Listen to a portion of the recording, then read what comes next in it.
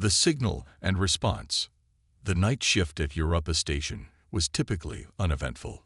Dr. Eliza Reyes had grown accustomed to the silence, broken only by the hum of monitoring equipment and occasional beeps from the long-range detection array.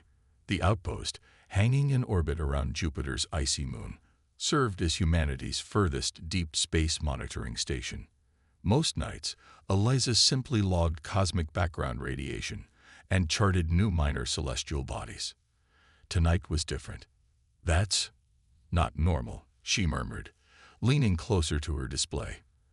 The pattern emerging on her screen pulsed with mathematical precision. Not random, not natural. A sequence of prime numbers repeated in a clear pattern, interspersed with longer data bursts that defied immediate analysis.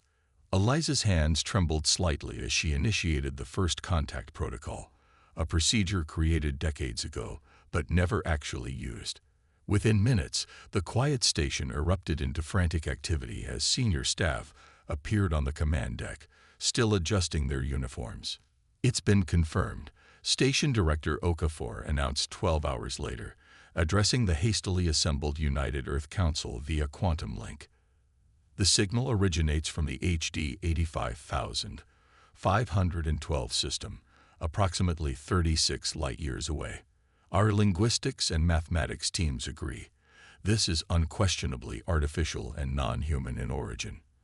The council chamber fell silent. After centuries of searching the stars, humanity finally had its answer. We were not alone. "What does it say?" asked the representative from the African Union. Dr. Reyes stepped forward.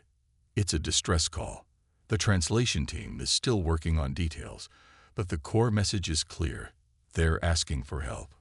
Arguments erupted immediately. Some representatives advocated caution, suggesting this could be a trap or misunderstanding. Others felt a moral obligation to respond. Earth had its own problems: climate remediation projects, resource management, the ongoing tensions with the Mars colonies. "What if it were us?" Captain Maya Chen's voice cut through the debate. The decorated commander of the UES Dauntless stood tall, her weathered face displaying the confidence earned through decades of service.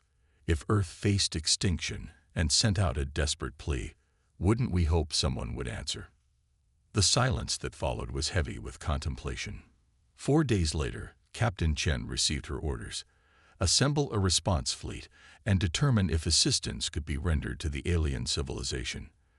The mission would be primarily humanitarian but prepared for all contingencies. Maya stood in the massive observation deck of the orbital shipyard, watching as 5 vessels were prepared for the mission.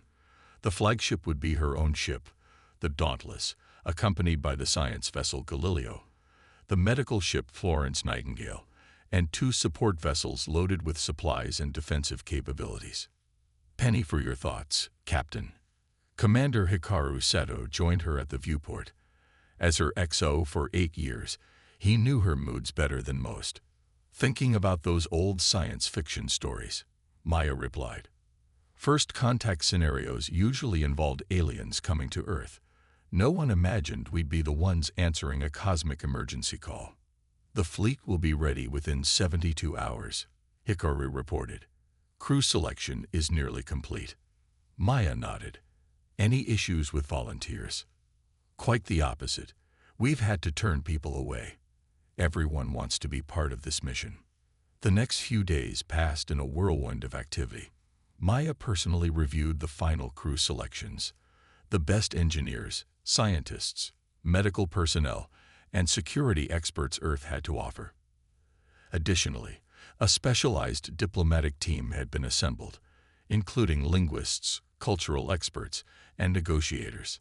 Chief Engineer Leo Alvarez caught up with Maya during a final inspection of the Dauntless's enhanced drive systems. "We've increased efficiency by 18% over standard specs," he reported proudly, his hands permanently stained with engine grease despite regular cleaning.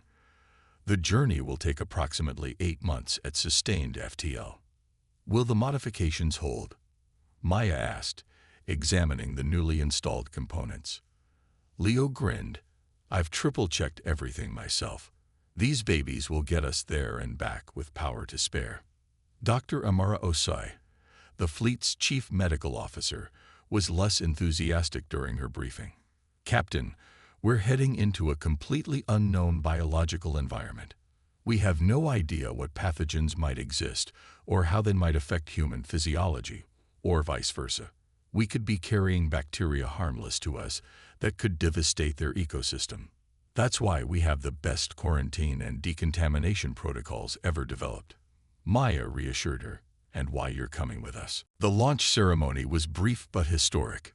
Billions watched worldwide as United Earth President Lucia Diaz addressed the assembled crews. You carry with you humanity's hopes and our commitment to compassion beyond our solar system. Whatever awaits you among the stars, remember you represent not just your nations, but our entire species. Maya felt the weight of those words as the Dauntless broke Earth orbit, leading the small fleet into the darkness of space. As the blue marble of their homeworld receded behind them, she addressed her crew over the ship-wide comm.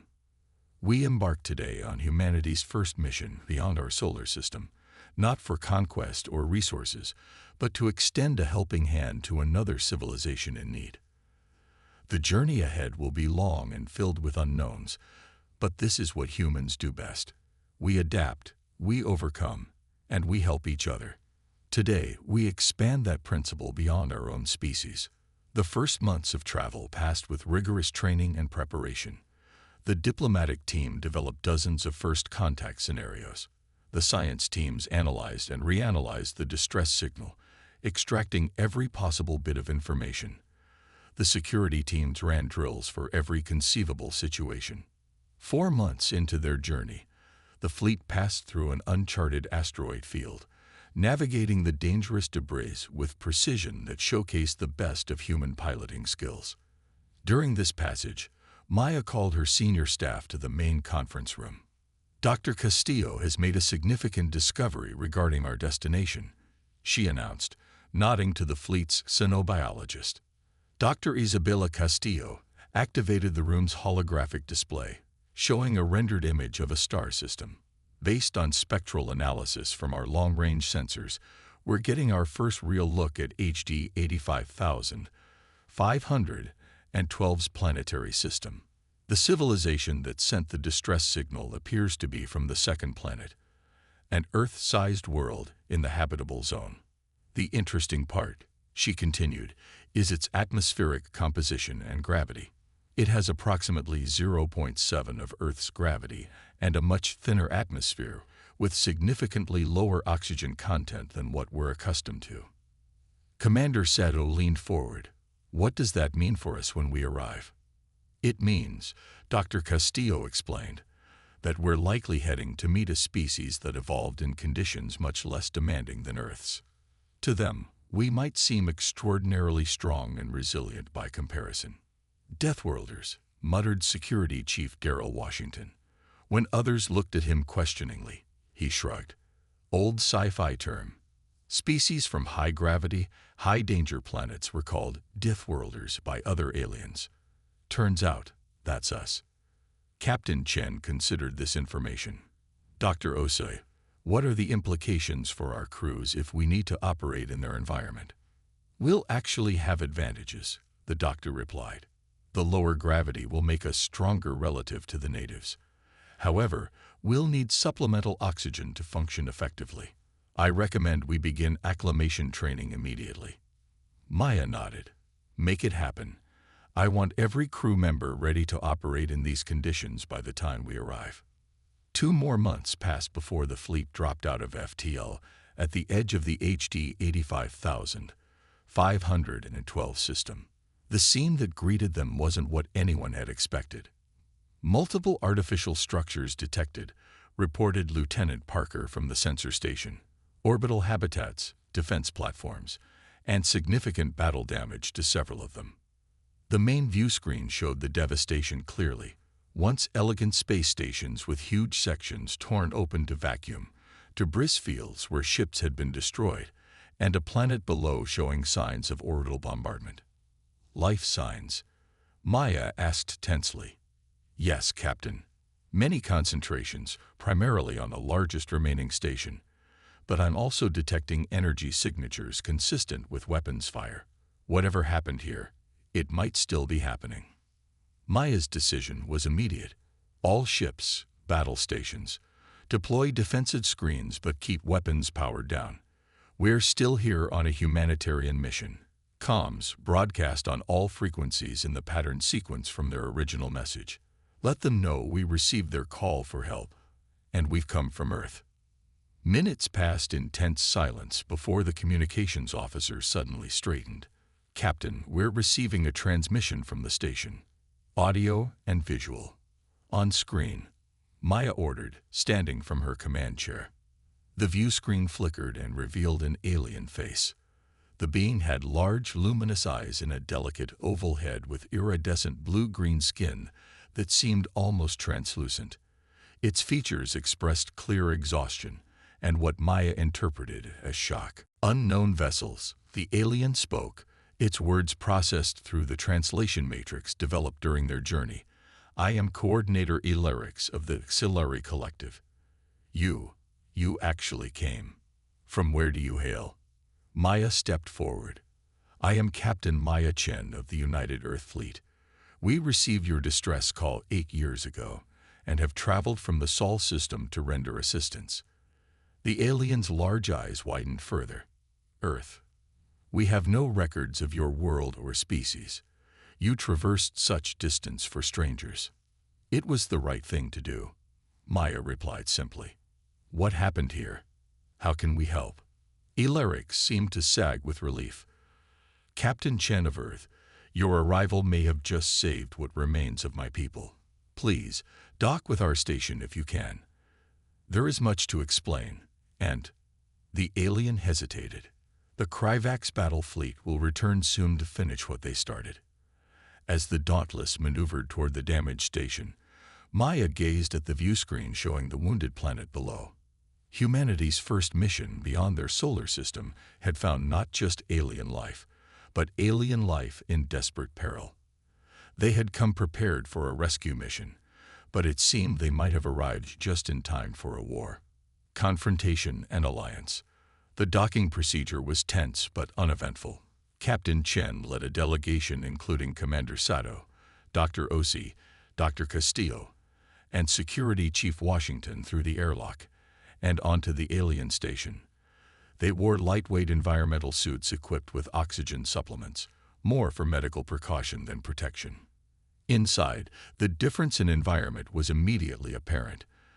Despite the station's gravity generators being set to what was presumably Auxiliary normal, the humans felt almost buoyant.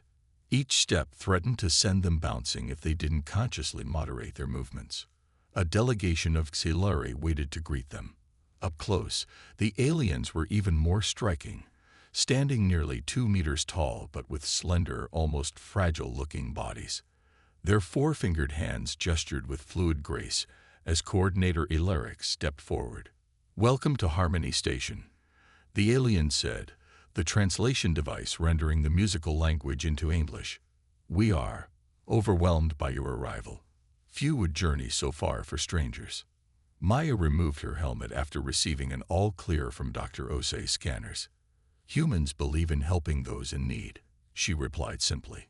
Tell us about the threat you're facing. As they walked through the station, the signs of battle damage were everywhere.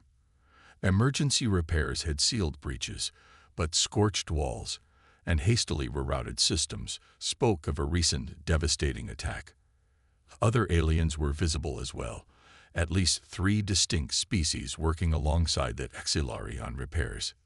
We're a peaceful collective, Elerix explained. 17 worlds sharing resources, knowledge, and culture. Then the Kryvax Dominion expanded into our region of space. They entered a large command center where a holographic display showed the star system and surrounding sectors. Many planets were marked with ominous red indicators.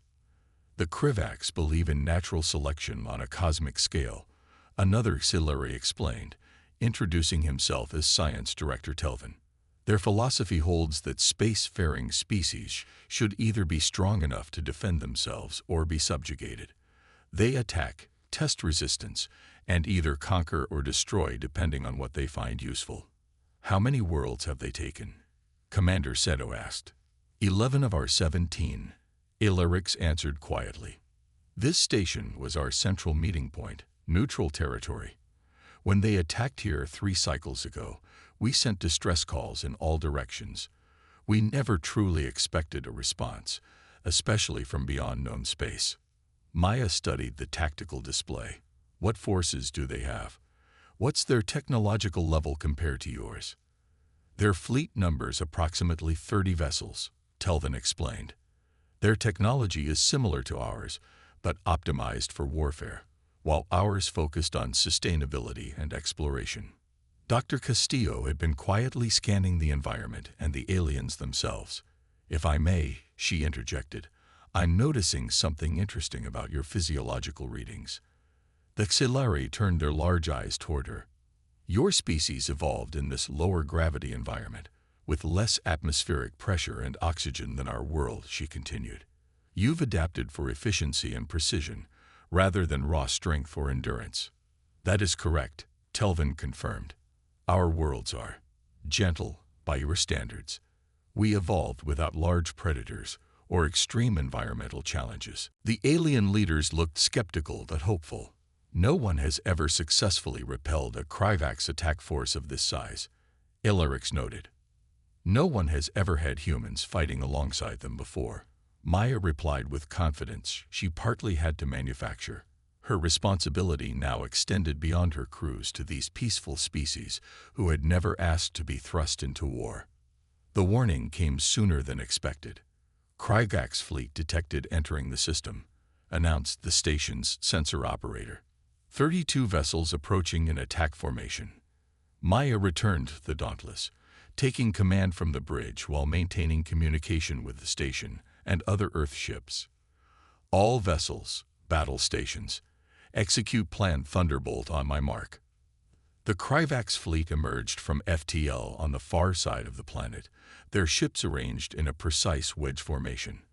They were sleek, predatory vessels with obvious weapon emplacements and matte black hulls that absorbed light rather than reflecting it. They're hailing us, reported the communications officer. The main view screen activated to show a Kryvax commander, reptilian in appearance with dark scales and vertical pupilled eyes set in a broad flat face. The alien regarded Maya with obvious surprise. Unknown species, the Kryvax said, its voice translated as a harsh rasp. You protect failed civilizations. Withdraw, and you may live. Resist, and you will be destroyed with them. Maya stood tall. This is Captain Chen of the United Earth Fleet. We stand with the collective. Your aggression ends here. The Kryvax commander's pupils narrowed to slits. Earth, another weak world that needs culling. You have made your choice. The screen went dark. They're powering weapons, reported Tactical. Execute Thunderbolt, Maya ordered calmly. What the Kryvax expected was for the defending ships to form a defensive line before the station, the standard tactic they'd encountered from other species. Instead, the 5 Earth vessels split apart, executing a complex pattern that confused the Kryvax targeting systems. The Florence Nightingale, ostensibly a medical ship, suddenly revealed hidden weapon ports and launched a barrage of missiles that split into hundreds of smaller projectiles. These weren't aimed at the Kryvax ships, but detonated in space between the fleets, creating a cloud of sensor-jamming particles. Through this cloud, the Dauntless and its sister ships accelerated at speeds the Kryvax hadn't anticipated, their engines pushed beyond normal safety limits by Alvarez's modifications. The Earth ships penetrated the Kryvax formation before they could regroup, firing precisely at engines and weapons systems rather than attempting to destroy vessels outright. On the collective station, the alien observers watched in amazement. They're fighting like no species we've ever seen, Illyrics whispered. Not retreating, not defending. They're attacking. The Kryvax, confronted with this unexpected aggression, attempted to regroup. 3 Earth vessels had taken damage, but they continued fighting with undiminished effectiveness. The Dauntless pushed directly toward the Kryvax command ship, absorbing punishment that would have crippled any collective vessel. Shields at 38%, reported the tactical officer as another blast rocked the ship. "Maintain course," Maya ordered. "Prepare boarding teams." This was the most daring part of the plan. While the battle raged, Washington would lead a strike team onto the Kryvax command ship. Dr. Osai had developed a fast-acting sedative calibrated to Kryvax biology, and the team would deploy it through the environmental systems. The Dauntless positioned itself above the Kryvax command ship, close enough that the larger vessel's weapons couldn't target it effectively. Washington's team launched in stealth pods that attached to the hull like parasites. Using cutting tools, they breached the outer hull and entered. Inside, they encountered their first Kryvax soldiers. The reptilian aliens were larger than humans, but slower in the artificial gravity they maintained. Gravity calibrated for their homeworld, but significantly lighter than Earth's. Washington and his team moved with speed and strength that shocked the Kryvax, engaging in close combat where their Earthborn physiology gave them decisive advantages. "We've reached environmental control," Washington reported over the secure channel. "Deploying payload now." Throughout the Kryvax command ship, the sedative dispersed through ventilation systems. Within minutes, Kryvax crew members began to slow, their reactions dulled, until they collapsed at their stations. In space, the battle had reached a critical point. 7 Kryvax ships had been disabled, and 3 destroyed, but the Earth fleet was taking heavy damage. The Galileo had lost engine power, and the Dauntless's shields were failing. "Command ship systems are shutting down," Tactical reported suddenly. "They're going dark." Washington's mission had succeeded. Without central coordination, the Kryvax fleet's precise formations began to falter. Individual ships continued fighting, but their coordinated strategy collapsed. Maya seized the opportunity. "All ships, execute hammerfall." The remaining Earth vessels, supported by the station's defenses, concentrated fire on specific Kryvax ships, disabling them one by one. Some Kryvax captains, seeing their command vessel dark and unresponsive, broke formation and retreated. 3 hours later, it was over. The Kryvax fleet had been decimated. Half their ships destroyed or disabled. The rest retreated beyond the system's edge. The Earth fleet had suffered significant damage, but no ship had been lost. The station remained intact, its inhabitants saved. In the station's great hall, representatives from all 4 collective species gathered with the Earth delegation. Captain Chen, her uniform still showing scorch marks from a bridge console that had exploded during the battle, stood before them. "Today marks a new beginning," Ilarix announced to the assembled crowd. The Kryvax believed that only the strong deserve to survive among the stars. They were right about strength, but wrong about what constitutes true strength. The Xilari gestured to the humans. "These humans come from a world that would kill most of us within hours. Their bodies endure pressures and challenges we can hardly imagine. Yet they crossed vast distances not to conquer, but to help strangers in need." Maya stepped forward. "Earth stands ready to establish formal diplomatic relations with the collective. Together, we can begin rebuilding what was lost and create a safer region of space for all our peoples." Ilarix and the other alien leaders presented Maya with a crystal sphere containing a star map, their worlds marked in glowing points of light. The first gift in what we hope will be a lasting friendship between our civilizations. As Maya held the sphere, she reflected on humanity's first steps beyond their solar system. They had come seeking those who needed help and found not just new allies, but a new understanding of humanity's place in the cosmos. Earth's challenging environment, once thought of simply as their home, had forged them into something remarkable by galactic standards. Deathworlders, Washington had called them, using an old science fiction term. But today they had proven to be something more important: lifesavers. Back on the Dauntless, as repairs began and the wounded received treatment, Maya recorded her official log entry. First contact established with multiple non-human civilizations. Earth has entered the galactic community not as conquerors or the conquered, but as defenders of peace. The stars have become a much smaller place, and humanity's role in it much larger than we ever imagined.